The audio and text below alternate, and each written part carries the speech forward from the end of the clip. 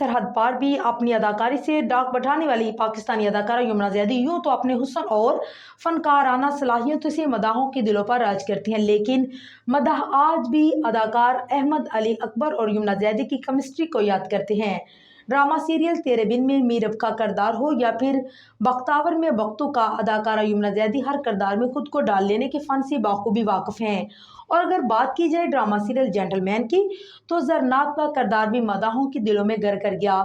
Drama serial Parizad हो या फिर गुजारिश, यहाँ हम बात करने जा रहे हैं बेमिसाल अदाकारी में माहिर अदाकार यमुना ज़ैदी और अदाकार अहमद अली अकबर की केमिस्ट्री की, जिसे मदाहों ने बेहद पसंद किया। साल 2015 में टेलीविजन स्क्रीन की जीनत बनने वाला ड्रामा सीरियल गुजारिश की बात करें तो ज़ारा के किरदार में अदाकारा यमुना ज़ैदी और जैन के किरदार में अदाकार अहमद अली अकबर की ऑन स्क्रीन केमिस्ट्री को मदाहों की जानिब से बहुत पसंद किया गया। मोहब्बत से सरशार ड्रामे की कहानी में इन लव बर्ड्स के दरमियान खुशगवार और रोमांस से मोहब्बत भरी मुलाकातें और दिलों को छू लेने वाले अल्फाज शामिल है, जो हर मोहब्बत करने वालों के दिलों पर अनमिट नक्श छोड़ गए हैं। ड्रामे की कहानी में एक ही छत के नीचे ज़ारा और जैन का ज़बरदस्ती साथ रहना उनकी नाकाबिले तरदीद केमिस्ट्री की अफजाइश का बन चुका है।